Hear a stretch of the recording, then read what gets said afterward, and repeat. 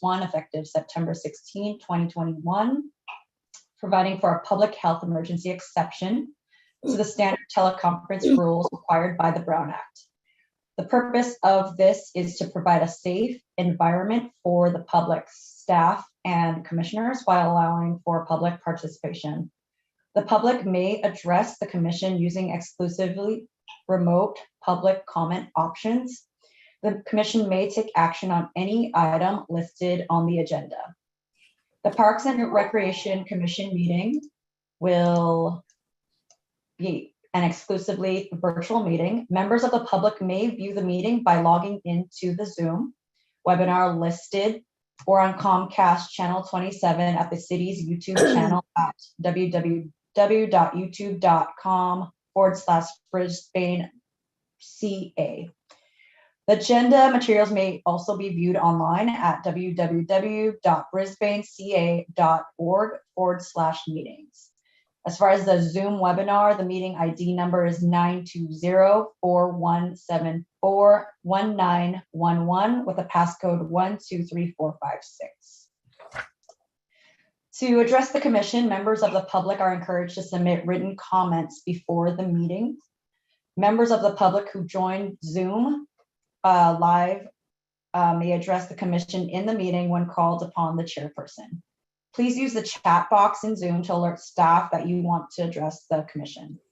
Members of the public watching the meeting on YouTube or channel 27 may email or text comments prior to the start of the particular agenda item to the below email, jbondoc, BONDOC, ci.brisbane.ca.us. The text number is 415-519-9588. Let's see. So if there's special assistance, if you need special assistance to participate in this meeting, please contact the Parks and Recreation Department at 415-508-2140 in advance of the meeting. Notification in advance of the meeting will enable the city to make reasonable arrangements to ensure accessibility to this meeting. So basically we can get on to roll call, please. Okay, Commissioner Ocampo. Present. Commissioner Greenlee. Present. Commissioner Kern. Present. Commissioner Sims. Present. And the next item on the agenda is adoption of the agenda, deletions, additions, or changes.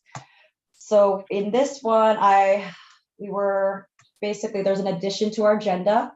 We have 2 items under the subcommittee report. After the concerts in the park, we will have the Public Art Advisory Committee report, which was held on February 1st. And then Luna Fest subcommittee report, which was held on February 8th. Anything else that needs to be added, deleted, or changed? Otherwise, we can move forward or make a motion to approve the agenda. Approve. I second. Okay. Roll call. And Jovi, did you want to basically do a roll call on with our commission? Oh, well, how should I phrase it? Yeah, you can just do a roll call of the commissioners for the adoption of the agenda as amended. Agenda. Okay, Commissioner Ocampo. Aye. Oh, cool. Commissioner Greenlee. Aye. Commissioner Kern. Aye. Commissioner Sims. Aye. All right, the next item on the agenda is approval of the minutes. So we have as part of the packet for today, we have the November 10th, 2021, which was the last meeting. Does anyone have any deletions, adds, or changes to that? If not, we can go ahead and make a motion.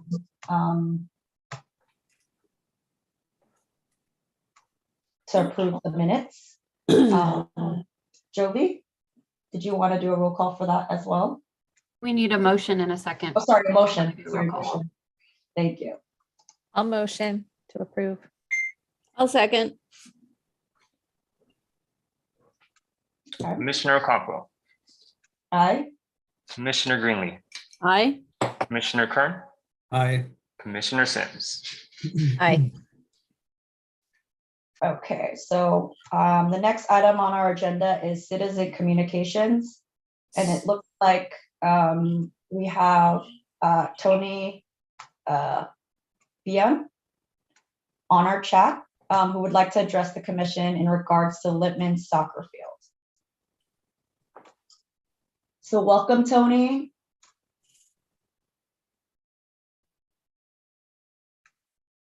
Hi, Tony. Hi, Can you guys hear me? Happy New Year. Yes. Happy New Year. Yeah, so I think last time I said I'd follow up. And so I think I came to your October meeting and then I followed up with Noreen in December where I got her response. You know, I read her response and it's really hard for me to reconcile, I guess, that the irrigation system is working properly and the field as it was in August and September. So it's, I mean, I don't know if I could, I don't know where, I had prepared some slides from pictures I had taken, but I mean, it's not that the field had spots of dryness. The entire field was pretty much gone. So it's really, I don't really know how to react to it when they say that the irrigation system is working properly, because the field was not green. I mean, I don't know if people been on that field in the summertime, but it was in pretty bad shape.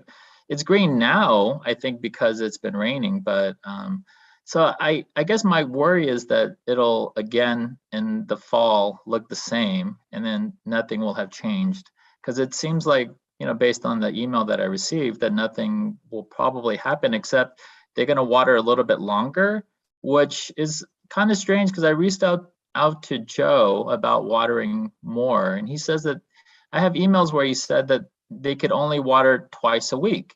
And then the email that I received from Noreen in December said that they could only water once a week, which is, now I'm really confused because we're kind of going in the wrong direction. I think if anything, the grass needs more watering and not less. So, and then I think, the other comment that keeps coming up is that, water restrictions related to drought, but it's really just Lippman field that's in really bad shape. The field at BES is fine. It's, if anything, it gets plenty of water. So it's a very Lippman specific watering issue. I don't think that based on the email that I received that anything is going to change. And I guess I was hoping that because I know that the Public Works, I guess, works through the landscaping company to make sure the field was okay, but obviously the field wasn't okay. And so I guess I was hoping that we could have some independent people assess the situation, because typically if I'm criticizing the job of somebody, I don't necessarily ask that person that I'm criticizing whether they're doing a good job or not, because typically they say that they're doing a good job. It would, usually you have an independent, point of reference to assess whether they are in fact doing a good job. So I don't know. If based on the response, it doesn't seem like anything is going to happen, and my concern is that the field will be the same this fall.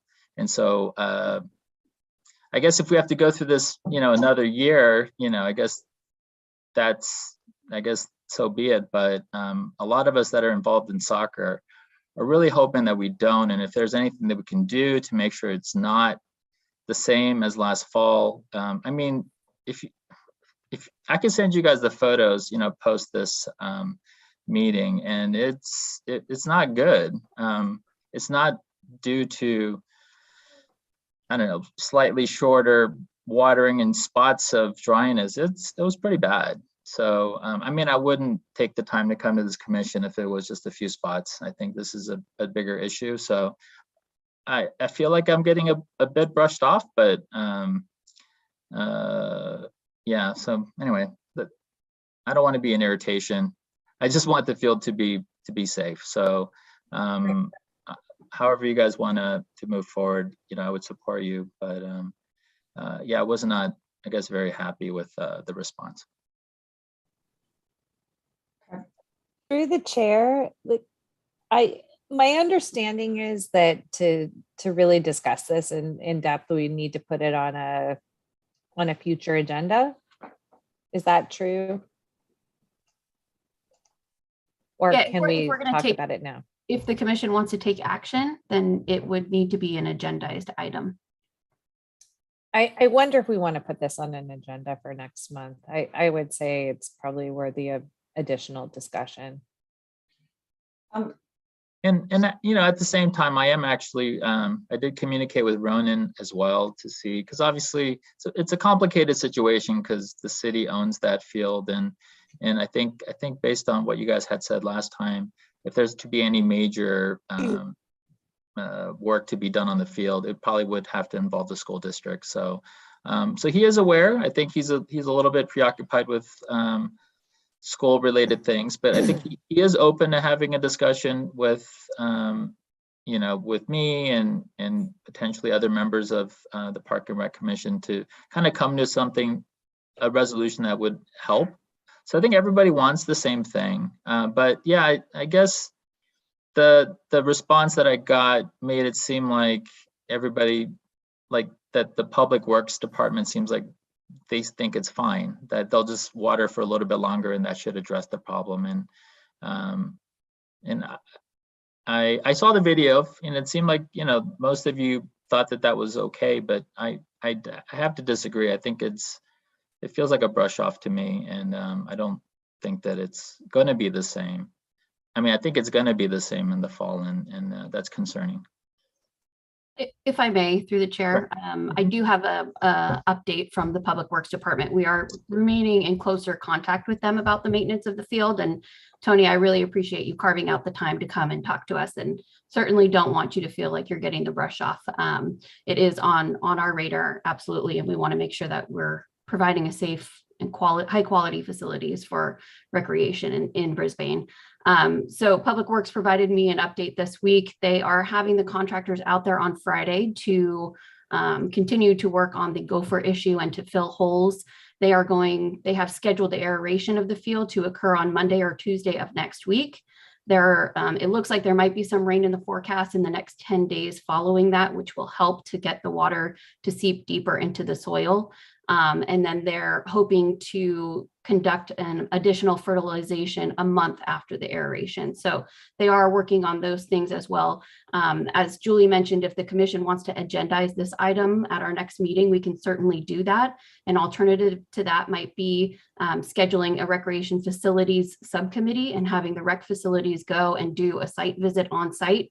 And we could also invite the school district to participate in that meeting, as well as Public Works staff, provided that they are available. And then just to clarify, you had stated that the field was owned by the city, and it's actually owned by the school district.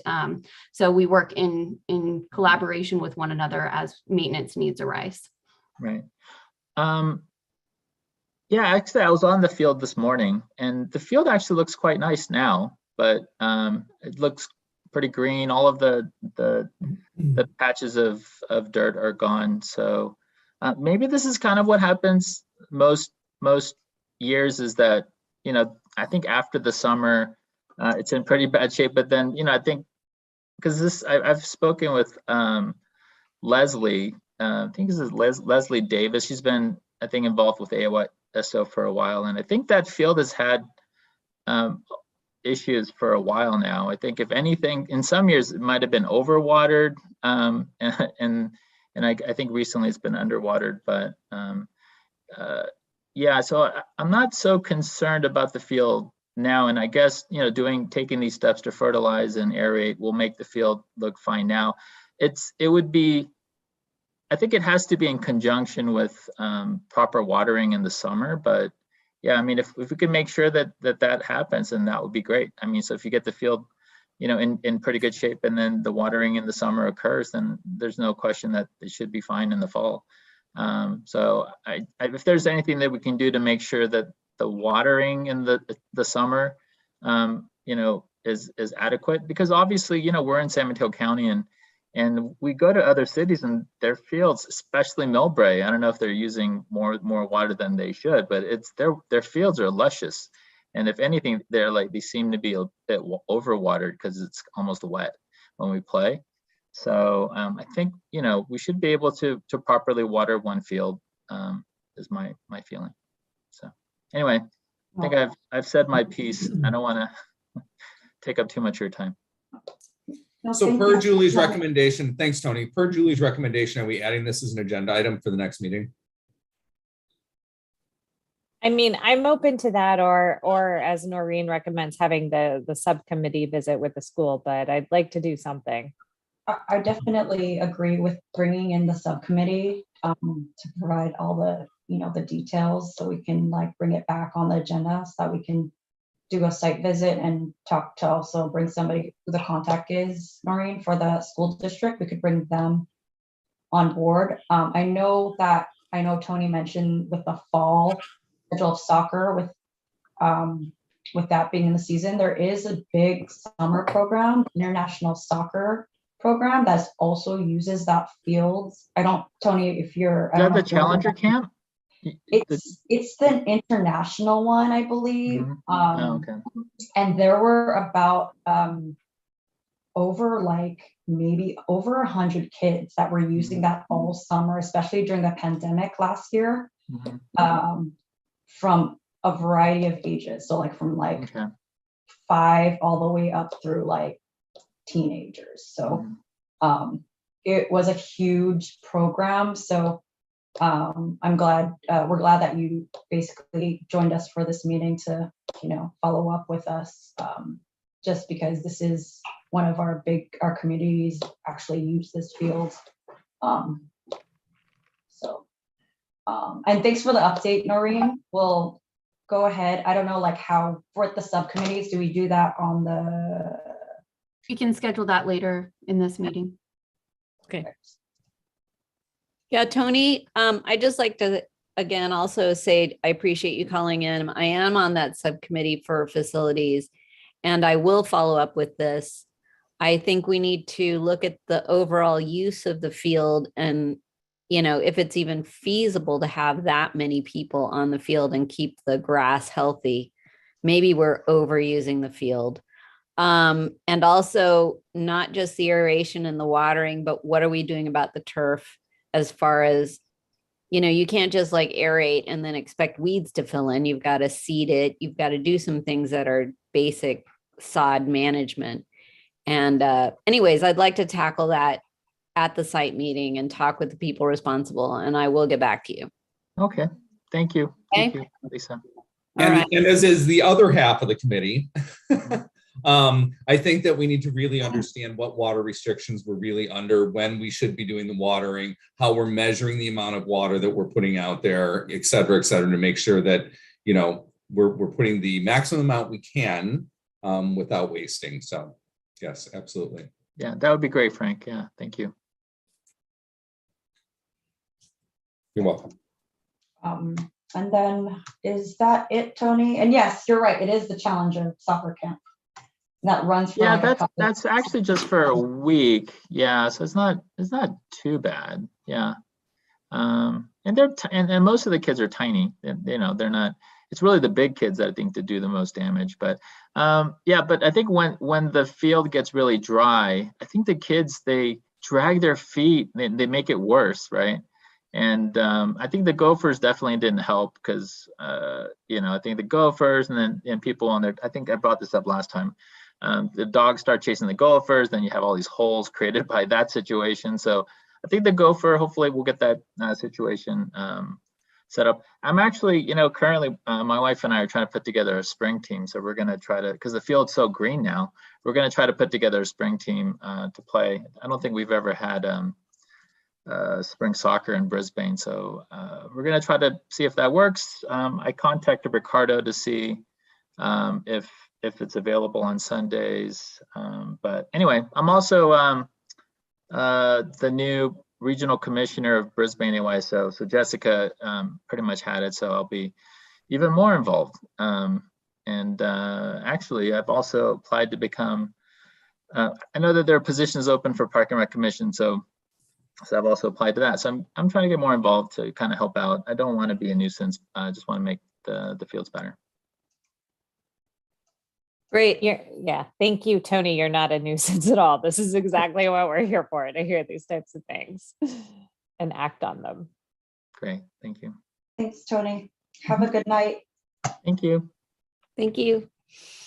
Or any other citizen communications? That's it. All right, so we'll go to the next item on the agenda, presentations.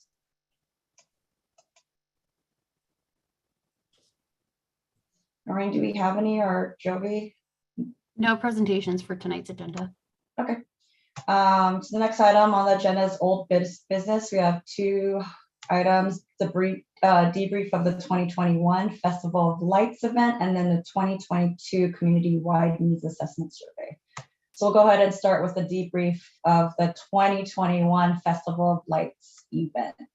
At this point, it feels like very old business. But this was on our last agenda. And so I just wanted to give the commission an opportunity to kind of debrief how they felt, especially the subcommittee, how they felt the event went this year. We took a little bit of a continued hybrid approach compared to how we've conducted the event in the past. But just kind of wanted to open the floor to hear any feedback going into this year. Anybody from our commission or members have any feedback? I mean, I thought it was great. It was, to be candid, my first Festival of Lights, so I don't have a lot to compare it to, but I really loved the tree and the cocoa and the cookies, and it just it felt very community centric to me, which I appreciated, and I heard nothing but good things from the people who were there. And as far as attendance, was it sorry, I didn't attend, but like was it well attended by the community? I think it was very well attended. I think we anticipated a smaller turnout than normal, and it was spot on. Very well attended. We went through all of the cookies. I am not surprised by that. And then as far as the activities, I believe, was there like a snow globe, or was that well, you know? There was a line for it. Yeah, people liked it. Except that there were the lighting there wasn't great. Yeah, it was like in a snow globe in the dark, but but it was well attended. We even made the news. Yay. Lisa was the spokesperson on the news for us. And I think Awesome. BDW did a flash mob, and I think people really liked that. Oh yeah, that was amazing. Great. And then as far as, I guess, the format of everything, would there be any, like, I mean, based on what anyone else has experienced from other communities, is there anything else we should be able to look into to, you know, make the event more memorable every year? You know, everybody likes the snow globe, the hot chocolates, the cookies. Did we have caroling this year, or was that cut out? No, but next year, hopefully we'll have caroling, and caroling kind of kicks it off. You know, people coming down the street with little candles and stuff. Mm-hmm. Yeah, that'll make it just a little more special. But I love the car parade. That was kind of a fun beginning, even though my car punked out. I love the car parade. I love everybody in the flash mob. It was actually a more interesting event than I think it's been in years. Mm. Yeah, I agree. And I was wondering about your car because I saw the pictures of it in the Star, but then it wasn't in the parade. But anyhow, some feedback on the parade itself. It would be great if we got more people involved. I think make it a little bit longer. And the parade has to slow down. Like it I was yelling at the neighbors. Everyone was running out trying to catch it and just zoomed right by. So if it was going a little slower, that would have been a little bit more. So. No, good to know. Good point. Yeah. And I guess as far as the lights, the stars across the town, there was a star pickup, or not a workshop, but Yeah, we There did was a start workshop. decorating. Yeah. and then I guess all the lights were well lit. So, and as far as like the timing, was it a short? I mean, how long was it? Like about 2 hours? Was that, or 3 hours? Was that a good enough time period to be outside? Yeah. Yeah. I think that's about your kids' attention span also. I don't think you want them longer than that. Right. And then as far as like the time, have these always, Noreen, has these always been on a Sunday? Yep. Yeah. Always the first Sunday of December. Okay.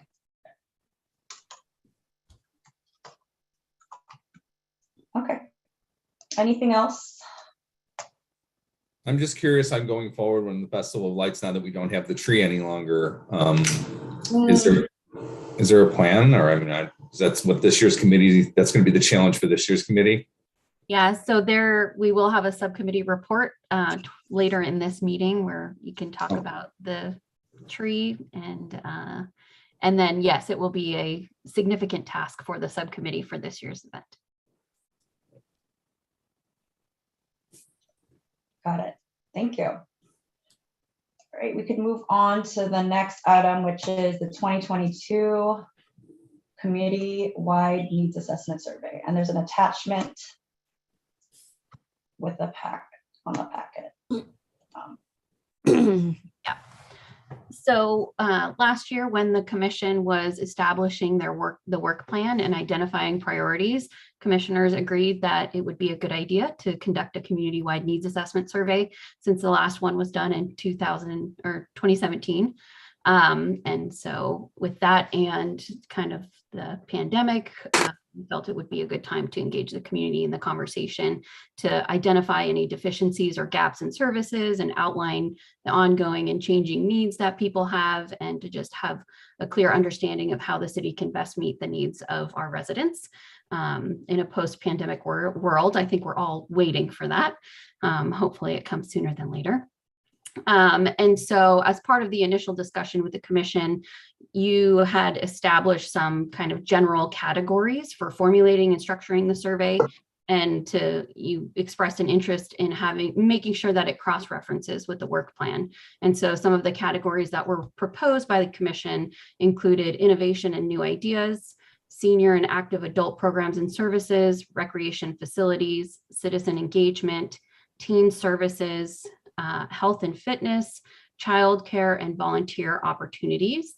So at this time, what we're asking for the commission to do is to kind of review and approve and make sure those categories are comprehensive for the way we wish to structure the survey, and then to also begin formulating some of the questions that we want to ask within those categories.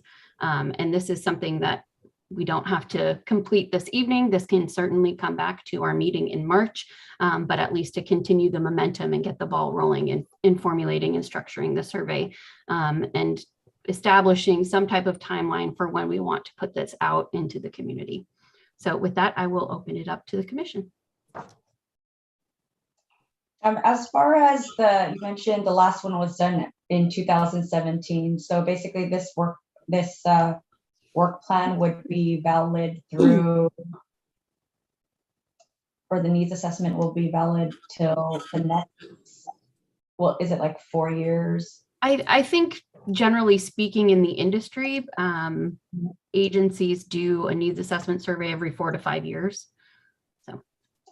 And through the chair, have we done a survey before, and do we have the prior survey to help guide us? We have the needs assessment survey from 2017. Because I'd love to see like how things have changed and ask some of the same questions to see how things are trending. And the other thing I will say is, just in my past job, survey development was one of the main things I did. So I'd be happy to help craft questions. I think you can have, what are the questions you're trying to get at, but it's so important not to have them be leading or, you know, to craft them so that you're getting the best possible information.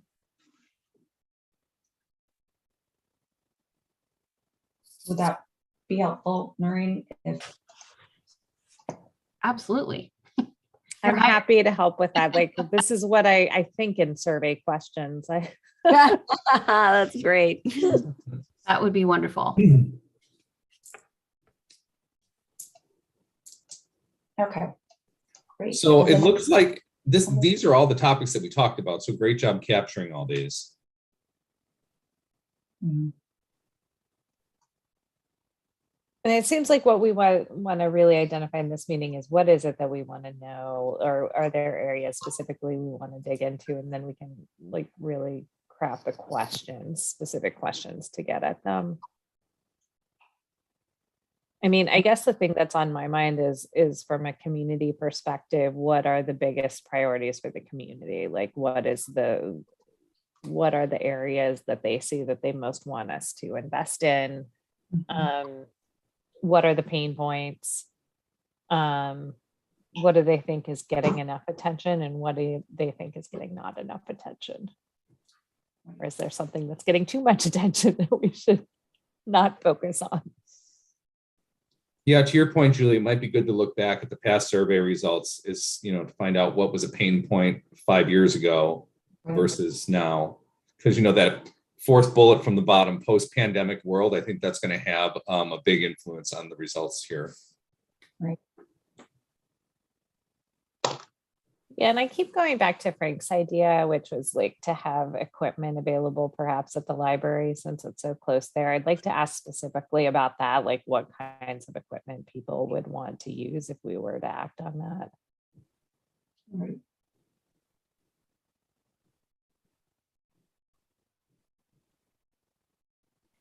Another question, just given the whole conversation and, you know, about Lippman Field and others, is like, how do people feel about turf? So under the recreation facilities section. It's a great straightforward question, right? It's kind of polarizing. Like, I know even when my husband suggested it for me in our old house, I was like, no, we can't have fake grass. But sometimes it makes sense, and I'd like to know just how the community feels about it. And then Noreen, where does our events fall into this? Because I know we plan all these events like concerts in the park and day in the park and the Derby. Where does that fall into any of these categories? Because that's under our. Yeah, I guess, I mean, you could create a separate category for it, or if you wanted to ask the community specifically about new ideas for events, that would fall under innovation, new ideas, or post-pandemic world. Yeah, that would be great. Yeah. And I think we need both. I think we need to talk about events we're already doing and whether people think they're terrible or they're great, or if they feel that they really need improving. I mean, and how would they improve them? Like maybe we can get some really great ideas for some of our events from this survey. I think that would be great. So events would be a really good category to add. Definitely. I don't know how we missed that. Yeah.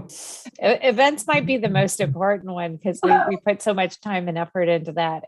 And I think the other thing, especially as we launch a DEI committee, is just like how inclusive do people feel the events are? Are there any we are missing? Mm-hmm. So I just pulled up, I have the results from the 2017 needs assessment survey. Do you want to go through those now, or do you want me to send them out to the commission for you to review and consider, and then come back to the March meeting with some proposed questions? I think that would be best. It's a lot of content, so. Send it out and we can Okay. digest it and then come back. Okay, Yeah, I agree with Lisa. I Okay. agree as well. No, thank you for bringing that on. And then just let us know when you need our questions for that March meeting. Okay. All right, anything else with the calendar that you need, Noreen, from us? So Well, just I think as far as next steps, so I can distribute to all of the commissioners the results that include the questions from the 2017 needs assessment survey.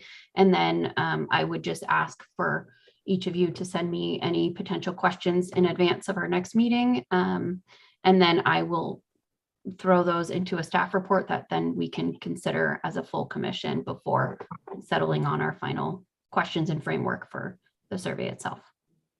Questions do we typically have, Noreen? Let me look at the last one.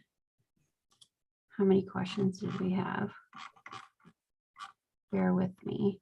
Because I can't imagine that we'd have more than 20. I think it's just too much for Yeah, people. excluding questions regarding demographics, we had 21. Okay. Hey, and Noreen, in the information you're going to send out, do you have the response rate in there as well? I do. Okay, awesome. Thank you. remind us how the survey was sent out? It was distributed. We used SurveyMonkey, but we also had hard copies available in all of our facilities, and we distributed directly to seniors as well, and then included just promotion of the survey through our community signboards and our social media platforms and the city website. Great. Thank you. And one of the questions in there was actually, how do you like to receive your information from the city? So. That's a good question. That is a good question. All right. Okay, we can move on to the next item on the agenda, new business. So we have established 2022 annual commission calendar. So we have an attachment there. Yeah, so the attachment is our commission calendar from 2021. Usually towards the beginning of the year, we set kind of a general draft calendar. It's kind of a living document that changes throughout the year as things change in our schedules. But it's nice to have at least some designated topics of content for the meetings. And so there's some things that just get carried over from year to year, like capital improvement project review or budget review, Parks and Recreation Month, things like that. So I provided last year's commission calendar for reference, but just wanted to kind of engage the commission in the conversation if there's any specific topics or content that we want to address throughout the year, and to kind of designate a month or two for those types of things to make sure that they are on our radar and stay on our radar. So. Makes sense. So Noreen, this is just feedback. This is not an actionable statement by any means. I feel like when I joined up in March, we did this exact thing here where we finalized the capital improvement projects, and it was like in my first meeting, which was kind of interesting. Is it always done right after the new commissioners are seated? It's just based on the schedule for like the finance department and when city council reviews our budget and CIP. We try to backtrack from when they get it to make sure that the commission has time to provide input, and it just seems to work out that way, that usually within that kind of March, April timeframe that we have commissioners provide input so that it can then be provided to city council when they consider and review those things. Got it. Okay. Yeah, so, and this was part of my department report, but I can share now that new commissioner interviews are happening next week with city council on the 10th. Actually tomorrow on the 10th, and next week they will be appointed and sworn in on the 17th. So any new Parks and Recreation commissioners that will be appointed will be joining us for our March meeting. So we're just going to keep in the trend of having them dive right in. And Noreen, for those members that are new, what is the best way to, I'm sure like with Frank and, with the new members, how do you, when they're jumping into the CIP and they're, it's a big project. So what's the best way of introducing them in before like the meeting? Yeah. So that they understand what's going on. So typically staff does a commissioner orientation. We provide a packet with all of the resource documents to them and kind of sit down with them and go through them so that they are as familiar as they can be stepping into the first meeting. And we like to give them some grace so they can get a couple meetings under their belt before we put any pressure on them. But I do meet with them and I try to kind of provide an update about what the commission is actively working on so that they know stepping in, and then just an opportunity for them to ask questions of staff. So I anticipate that I will probably schedule that for late February, early March, so that we can get them acquainted prior to their first seated meeting. And I just have a recommendation looking at the calendar. I would say if we're going to do the survey, let's move on that, then have a meeting where we review the results together. And then that's where we can re-examine our priorities based on the survey findings. Because I think we all have our views, but I'd like to look at it again once we hear from the community. Are you clapping for me, Lisa, or just getting a mosquito? I'm trying to get a moth. I had those silly little moths in the same room for days. Okay, so I'm sorry. So Julie, what you're suggesting is we come back with all of our feedback, our questions, our ideas on topics to the March meeting.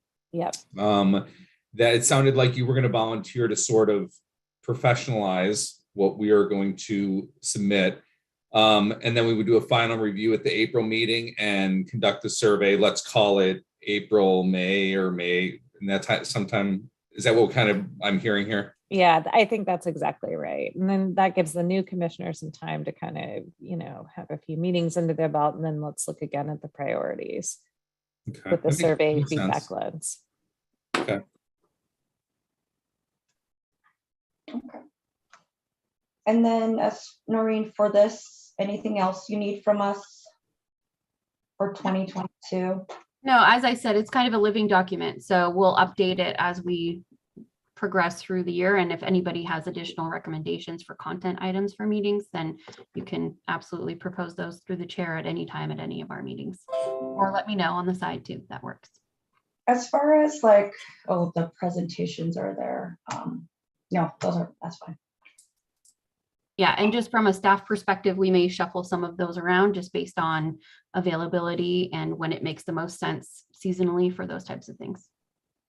So I can bring this back with the input that you've provided tonight, and we have a staff meeting tomorrow. So I will line up my team and their presentations, and then we will bring back kind of the more formal 2022 commission calendar to our March meeting. Right. Thank you. Okay, on our next item on our agenda are reports. So we have myself, chairperson. I don't have anything. The next item, subcommittee reports. We'll start with the recreation program subcommittee meeting, which was held on November 22nd last year. Do we have an update from that meeting, or I can't remember, from November 21st, actually. It's a while ago.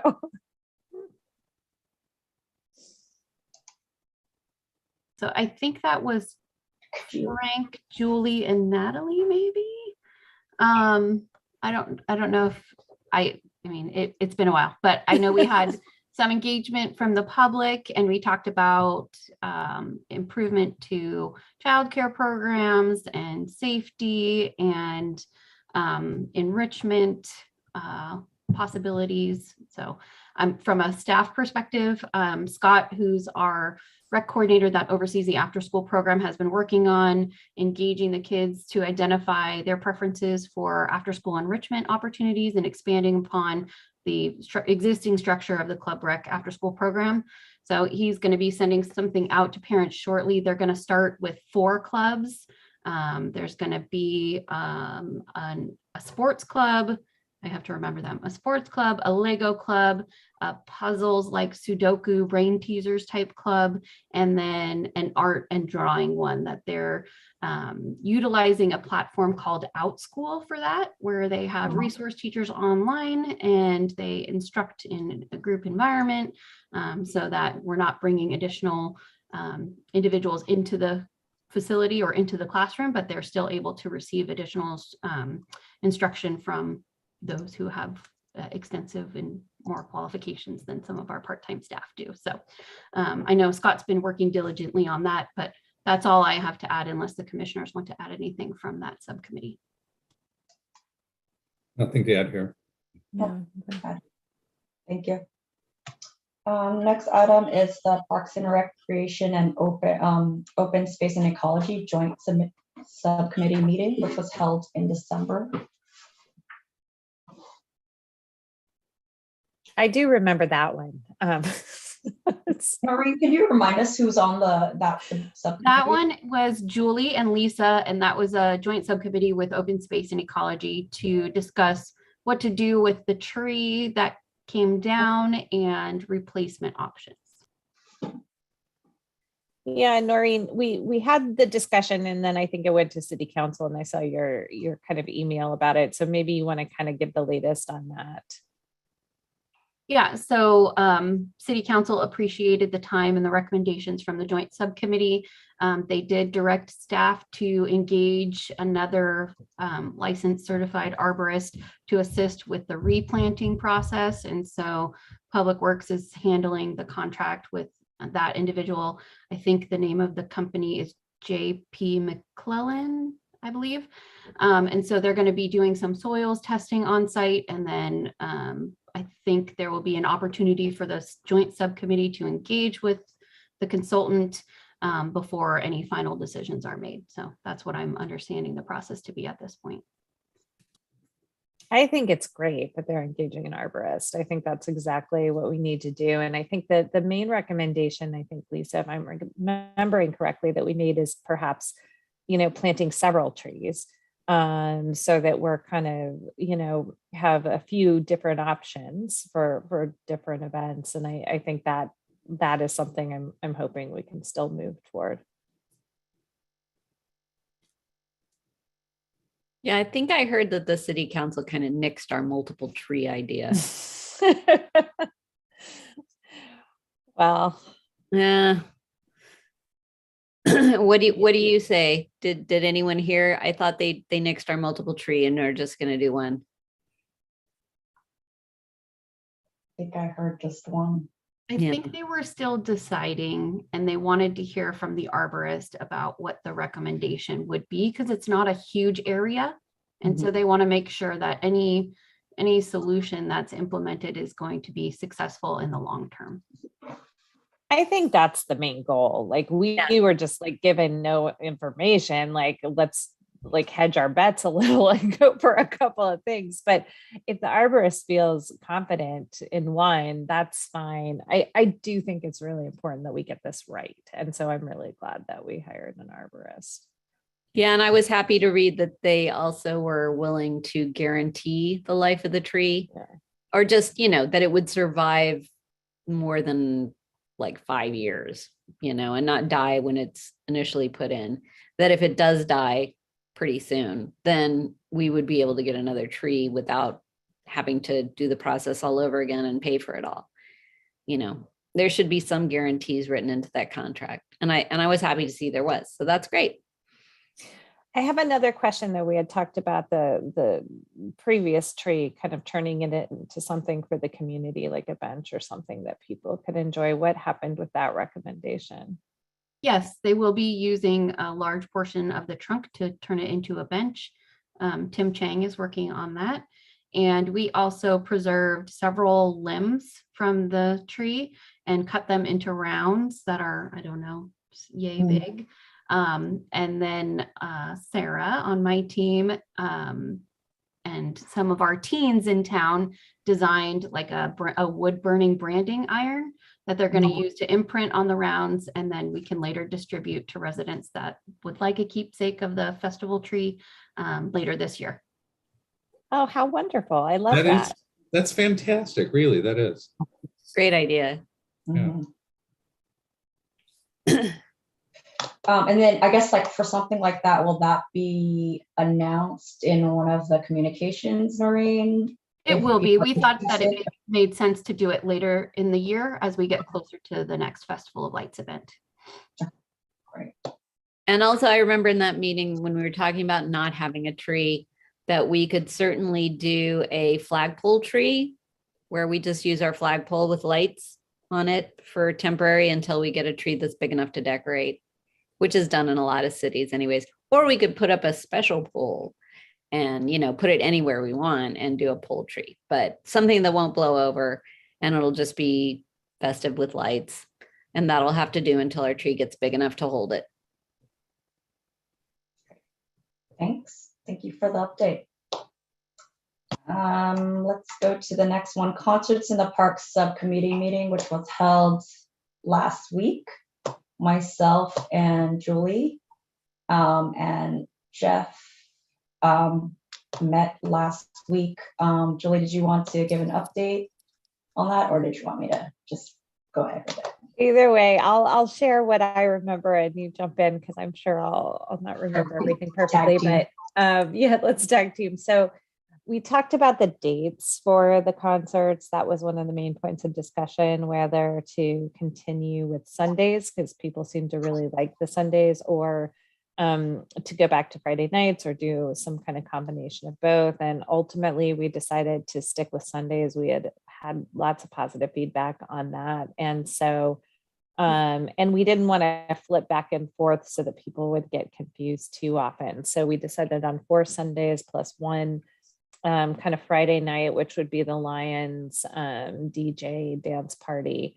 It will be in July, or kind of 5 weeks in July, and dance music. I think we all decided people just want to like dance and have familiar sound. And Jeff talked about using an organization that kind of provides some recommendations.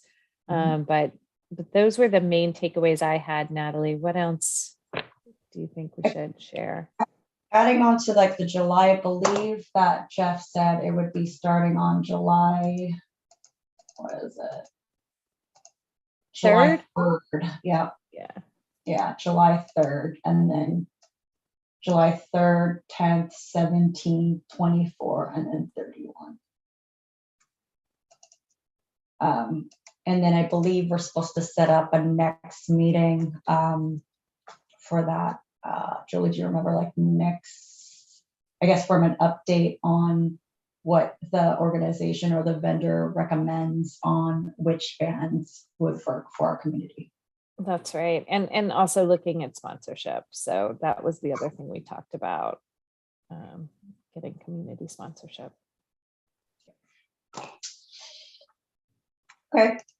And then the next item, we have 3 other reports. So we have the Public Art Advisory Committee report, which was held on February 1st. Noreen, could you remind us who was on that committee? Lisa is our only current representative of Parks and Recreation on that committee. Got it. So. Okay. Okay, I have my notes right here. Public Arts Committee, we're just forging ahead on trying to figure out what public art we are getting behind and trying to nail down categories of like what the art should do within the committee and who, I mean, not within, but within the city, and who we're trying to engage. And then we were able to identify 3 areas in town that we'll probably focus on, trying to get some new public art going. One of them is the area basically behind the park. Behind the bathroom in the park, which is kind of a dead area back there. Maybe do some kind of, you know, element back there. We're just identifying areas. The other area is visitation, you know, a Main Street drag. What can we do in that whole area of town? And then possibly the pathways, the stairways that go through town, the walkways and the stairs. And we talked about possibly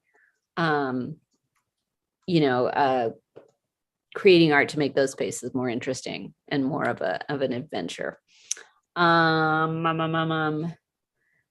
We are looking to try and figure out the guidelines for the public art, coming up with the community values that the art would impart, give some kind of framework. I'm sort of approaching this committee just for myself as a park and rec person. And I'm also an artist, but I'm trying to put that part of me aside and just think about how, as far as getting people out and about and engaged in the environment, how is this art going to serve? And I think basically once we identify what it is we want to commission or we want to support, we're looking to hire a consultant. We give the consultant the ideas of the spaces we want to provide, and then my idea is you let the artist come up with the idea. You don't micromanage. You don't say, hey, I want to sculpture my grandmother here. You want to let the artist who you're hiring come up with the creativity, but I just want to come up with the canvas or what areas in town I think would be good. And so that's kind of where I'm at on this committee, but it's very interesting. We've got a really good budget for it. So hopefully we can come up with something really exciting. So that's moving along, and we're meeting every month. So it'll be happening. That's it. I Exciting especially update. love this stairwell idea. I think that's such a cool space to have art. We did find out though, by talking in this committee, that Public Works, as far as like let's say we wanted to do something interesting with the lighting, on the trails or on the stairs through town, we found out that Public Works has no money to do anything to upgrade those areas. So whatever is going to be done, it's going to be out of the art budget, which is kind of disappointing, because if there is something to be done that could improve the city also, or could improve the facilities also, that would be great. But I guess there's no money for that. So anyways. Yeah. Times are tight in the city. That's what we were told. Yeah. Thanks for sharing, Lisa. And then also, Noreen, I know with, I don't have the subcommittee. Basically having one commissioner, is that basically, do we normally have just one commissioner as part of that committee for the Public Art Advisory, or is there? That one usually has two representatives from Park and Rec Commission. Just with the changing of commissioners over the past 6 months, we didn't refill that seat. But if there's somebody on the commission currently that wants to get involved on that subcommittee, we could certainly make that appointment at our next meeting. Or we'll also have an opportunity in the next couple of months with new commissioners coming on board to realign our subcommittee representatives. I think that's what we should do. Wait for new people, figure out where we're at. Right. Yeah.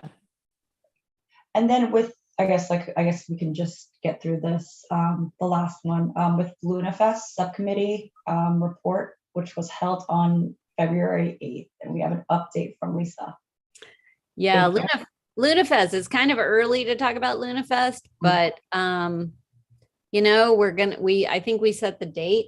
Oh, I don't know if I have those notes somewhere. June 11th. I think it's June 11th. Yeah. Yeah. So we set the date, and now we're just getting on fundraising and trying to figure out what this event's going to be like post-COVID. Hopefully. And thank you. Okay, so we can move on to the next item, setting subcommittee meetings. Sorry. And then a quick question with the subcommittee meetings. I know when we all first started, is there a description of each subcommittees that we can go to, or with new commissioners that they can go to just read what it's about? And yeah, we do provide them with the list of subcommittees, and I just do kind of a general overview of what each subcommittee does within those roles. So I will definitely be including that as part of our commissioner orientation. Thank you. As far as setting up the subcommittee meetings, sorry, Nori, I don't have the subcommittee list. Yeah, I see that it didn't make it into this month's packet, so I apologize. But the ones that I've heard that from tonight's meeting that should probably convene include concerts in the park, rec facilities if the commission wants to go that route and do a site visit at Letman Field, and LunaFest is already scheduled to meet at later in March. I think that might be it. So we'll start with the concerts in the park. It's just myself and Julie. I wonder, do we think we can afford to wait until we have the new commission members seated and have someone join us? Right. I think that makes sense. Noreen, do you know if we normally wait? Yeah, I mean, Jeff is a staff person for that subcommittee, so I can check with him and make sure that that makes sense, unless there's something that is pressing that would require a meeting prior. Yeah, I don't think there's anything pressing. What month are we in? February. Yeah, March. 3 months or 4 months to book. And then as far as the facilities subcommittee, I know like we should wait with those other committee members. Is there plans to actually do another annual walkthrough since we have like additional members, like what we did during the summer? Yeah, usually we do an off-site visit to designated facilities and a facilities tour, if you will, in the summer when it's light out later and we can get to more facilities without being in the dark. Okay. Great. Is there, the next? Oh, go ahead, Lisa. we also have events and recreational program subcommittees, correct? Are those will be on the list, but we're not planning on anything for those yet, right? Unless the commission has a desire to convene. I mean, the thing I'm thinking of with recreational facilities are like, you know, as knock on wood here, COVID wanes.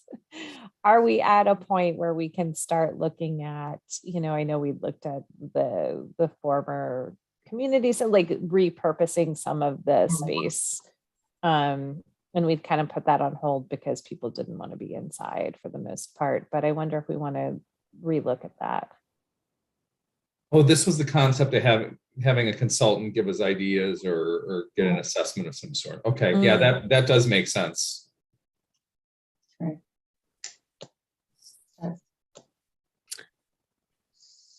Yeah, I think when it comes to the facilities meetings, I don't know what our budget is. And I think that looking at stuff, we really do need to know how much money there is to be spent because these things are going to be hugely expensive. And from what I've been told in other areas, we have no money. So it might be nice to know what our budget is and how we could best, you know, use that money if there is any. I think Park and Rec does have money.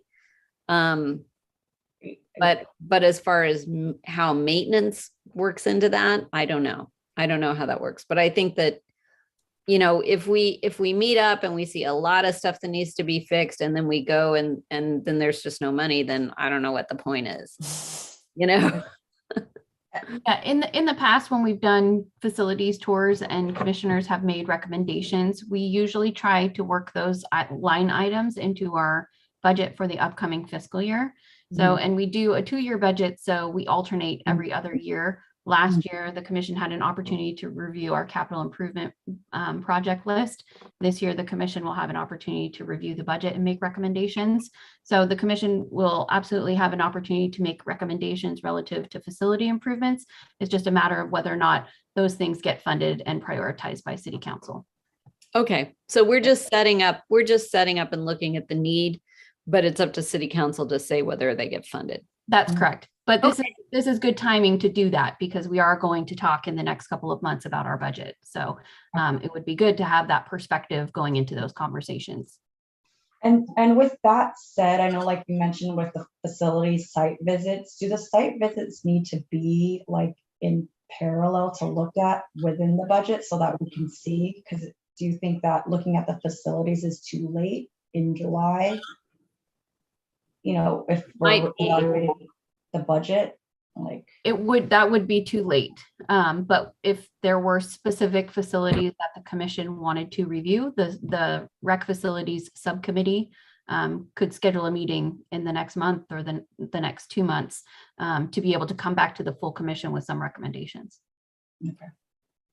I think as someone who's on the rec facility committee, I think we do need to have a meeting because we have seen, even in our last year's visit, we have seen a lot of delayed maintenance, and I don't think we want to wait any longer for that stuff to go on. So can we set a meeting for the rec facility soon, just to talk about our priorities? Yep, we can set one now. And then we can just add the new commissioner, right? And they can hopefully, crossing fingers, right? And then I think also, Noreen, like thinking about like how often our facilities are used throughout the year, you know, looking at like the playground to make sure that now that we're getting the nice weather, making sure those are, you know, safe for our community, and the pool. And is there like an evaluation with that prior to like the start of the spring, you know, like when those are like the heavy usage, spring, summer, and then fall? Does that also go part of the facilities subcommittees of looking at the safety and? Yeah, we have like an auditing checklist that staff uses internally that we could have, that we could share with the commission. And then if we want to do a site visit at that, like for example, the playground, we could share that auditing checklist that we utilize and go through it. I might add Mission Blue to that, because the other thing I've been thinking about is there's just going to be a run on activities and events, in particular marriages. And I know last time we visited, we felt like there was some maintenance, particularly outdoors, needed there. So I think that might be a good one to add to the list. I also, if we're just throwing things on this list, maybe it would be better during the facilities, but it kind of runs into programs also, is that I've seen a lot of cities lately turning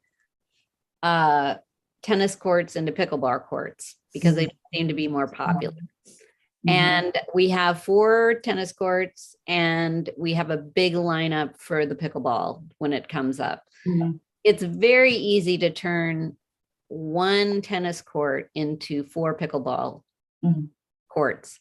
And that's something I would like to explore, because I've just heard from the community a lot that this is a really popular thing. And the tennis courts are underutilized. You know, maybe we could carve out just one out of 4 to be a pickleball court that people could use. Yep, agreed.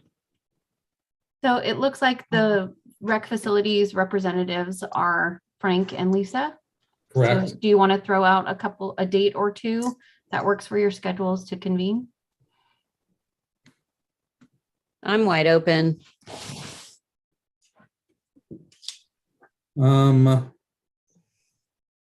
I'm generally good almost any day after 4 p.m. Okay, do we, who else is meeting with us, with the city on this? Well, if we want to do Lippman Field and engage the school district or Right. any part of the maintenance team, then it would have to be earlier than later, because they are usually off earlier because they start earlier. And we would want to give them enough advance notice. So I wouldn't, if that's the case, I wouldn't recommend as soon as next week, but maybe a couple of weeks out at least. And so when you say earlier, what's the earliest? I think we could try to snag them at 4, if that works for you, or you're 4:30. 4:30? Okay. I can see if I can get somebody from the maintenance team to join us, or at least kind of provide some information. Oh, that works fine. When you said early, I was thinking like 7 a.m. or something like that. Oh, no. Most of their crew is usually off by 3. Oh, got But it. I think if they have enough advance notice, they might be able to participate. Okay. Okay, that's kind of a specific to the fields maintenance meeting. Can we have a more general facilities meeting just to talk about last year what we saw in delayed maintenance and maybe some new facilities going forward, like the pickleball? Yeah, if you wanted, we could coordinate to meet at the field first. Okay. And then let everybody else go who's able to join us, and then Then we go out for drinks and we get in the back room and we make deals. Okay, that sounds perfect. Let's do it all together.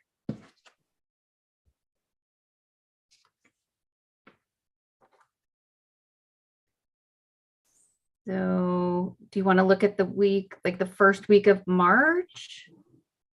Or Is the 21st week of the 21st too late in February? I mean, too early, sorry. I don't, Well, the 21st is a holiday. yeah. Oh, right. I'm just saying that week, anytime. Yeah. I can't do the 22nd or the 24th, but I could do the 23rd.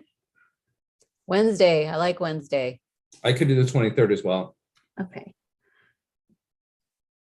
Do we want to throw out one backup date? Why don't we do the backup date a week later, like the 2nd of March, Great. also Wednesday? Does the second work for you, Noreen? It does. Okay. So I can reach out to Ronan at the school district and our buildings and grounds maintenance team and see if they're available on those dates. And then I'll have Jovi send a calendar invite. Great. Thank you. Thank you. All right, we can move on to is that it, Noreen, for everything with setting the subcommittee meetings? It was just that, right? And then we'll just wait until the new commissioners come in, right?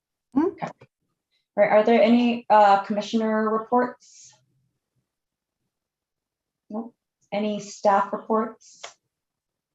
I just have a couple items to share. I was able to share a few of them previously already. So we're just preparing for summer. Staff is getting ready to kind of lay out our summer programming as far as swim lessons and camps and our leaders in training program. So we're hoping to be able to announce that information to the public by late March, early April, and open registration. So people, we will probably announce camp dates ahead of time because parents like to know the dates, even though they don't necessarily want to register early. They like to have the information. So we'll try to get that out as soon as we can and then open registration by April, no later than April for most of our summer programs. And then since we haven't met since, we did have our dog park reopening event in December, which was really lovely. Thank you for those who are able to attend. Lisa, I'm sorry you couldn't be there because I know if it was a time when you could be, you would have been. So appreciate the support. And so far, all of the feedback that we've received from residents has been really positive, overwhelmingly positive. So I hope people are really enjoying the reimagined space. I see people out there every time I'm at City Hall, so that feels good. I don't know if any of you have received any additional feedback from residents. My dogs are enjoying it a lot. They like it, and I have had nothing but positive feedback. I had one recommendation from one resident who said it would be nice to have more lights at night, particularly in the middle space along the building. Yeah, I think there's only lighting on the entrance side by City Hall parking lot and not on the other side. We actually had City Council allocate funding for new lighting on the north entrance. It's just been a struggle working with PG&E to bring that to fruition, but we recognize that is a need and are continually working towards improving that. But maybe we could look at some maybe more affordable interim solutions in the meantime. Yeah, along with what Julie said, I've heard nothing but good feedback. And even if it wasn't good feedback, it was a big smile. So I've heard nothing negative about it. I think it's fantastic. It's a really well welcomed improvement for sure. Yeah, I've heard really good things. A lot of new faces down there. I go in there maybe once a week. And I just gotta say, because I'm so bad with names, but who's the guy who does the maintenance mostly for the dog park? Who is that guy? I see him all the Our public works employee, yeah. it's probably Alan. Okay. I see him down there all the time doing stuff, and I'm really happy that he's on top of it. He shows up and he's checking the hoses. He fixed the drainage problem that was Oh, pretty that's Jeff from our yeah, team. Jeff. That's Okay, Jeff. Yeah. Yeah, Jeff. He's on top of it. I just give him a big shout out. There is one little problem, and it's not a big deal. I meant to call him on it, but there's a hole of water when you first walk into the park in the back entrance. You walk in and right as you open the gate, there's just a big puddle of water, and it's there all the time. Mhm. We just need to dump some gravel there, or some DG or something, just to raise it up a little bit, because I'm sure it's just a low spot. It needs to be filled. So that's it. I will let him know. Thank you. And then just wanted to add, so the annual California Parks and Recreation Society conference is in Sacramento this year. They alternate Northern California, Southern California. So that will be held the week of March 8th through 11th. We have 4 staff from our department that will be attending, and commissioners are invited to attend if it's of interest to you. The city does allocate and set aside some money for commissioners to attend if they wish to register for conference. So if you're interested, let me know. I'm happy to send you the information. And on that same note, because that conference falls during the week when we would have our traditional monthly commission meeting, we either need to postpone or reschedule, because I will be in Sacramento, as will 3 of my staff. So having somebody sit in my absence probably wouldn't work all too well. So, and I want to be present, especially with the new commissioners coming on board. So I wanted to just put that out there and kind of assess whether or not the existing commissioners have availability to meet if we were to reschedule. Do we just do the following week? The 16th, I think it is. Mhm. Yep. This is April. This is April, right? March, sorry, Or March. next month. That's okay.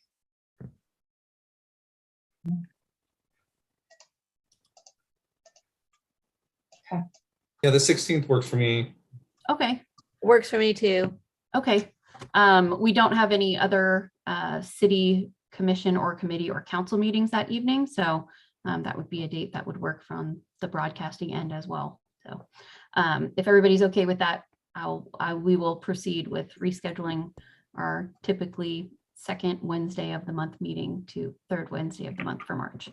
And thank you for making the accommodation. I appreciate it. Great. And lastly, just wanted to mention, we have our Parents Night Out event happening this Saturday for Valentine's Day. It's from 5 to 10 p.m. at Mission Blue for kids that are kindergarten through 5th grade. And I think registration is still open. And then our Artist Evening of Sharing event has been pivoted to a virtual event and pushed back. So that will be held on March 19th virtually. And that's all I have for updates. I have a quick request about that conference. Is that a good conference to go to get ideas, or it is? It is, yeah. Okay, so just shoot an email out about what that's about to all of us. Just Okay, I might be interested. Maybe some of you other you guys might be interested in going. definitely. Hey, Noreen, is any part of this conference virtual? It's not this year. They did virtual last year, but because they were very hopeful of bringing it back in person this year, they went full speed ahead on in-person conference for this year. Got it. Okay. And then Noreen, speaking of conferences, will there be another, like a separate, the Park and Rec conference that we've had in the past with other Park and Recs in the area? There's nothing being coordinated right now. But I actually have a meeting with the San Mateo County Park and Rec Directors Group next week. And so I can put it out there to see whether or not other agencies have an interest in doing that. I think it was relatively early when you came onto the board, Natalie, that we did a countywide kind of resource workshop for Park and Rec commissioners specifically, because there's nothing really standing for that's targeted towards commissioners. So I think it's something that would be nice if it could be offered every 3 or 4 years to kind of capture, especially those new commissioners. So I'm happy to put it out to the directors group for San Mateo County and see if there's any appetite for it. Yeah, I definitely found that very helpful to see what other park and recs are doing and seeing all their swag that they've been bringing on. I noticed that the last time we went, it was San Carlos that hosted, right? The city of San Carlos hosted. I believe it was, yeah. Okay. Would there be a chance of, once you talk to them, would Brisbane get to host any? I think usually they like to do something that's Central Peninsula if it's San Mateo County, but I think Brisbane would be happy to host if people are willing to come up our way. We're not too far, so. Okay, thank you. All right. The next item on the agenda is commission matters. So any written communications that we receive? Nothing. The commission calendar communications, anything on that? No, that's just, we discussed our next meeting. Okay, got it. All right. So we have our next regular scheduled meeting on March 16th, right? 2022. And we should have our new commissioners on site for that. And then as far as the chair, Noreen, how does that work? Yeah, so usually we do the commission reorganization and subcommittee reassignments after the new commissioners are seated. So Okay. I anticipate maybe doing that in April or May. Okay, great. Great. So I'd like to adjourn this meeting at 7:56 p.m. February 9th, 2022, and I will see everyone on March 16th. Sounds you. good. Everyone. See you Bye. soon, Everyone. Lisa. Have a great Guys. evening. Bye. Bye.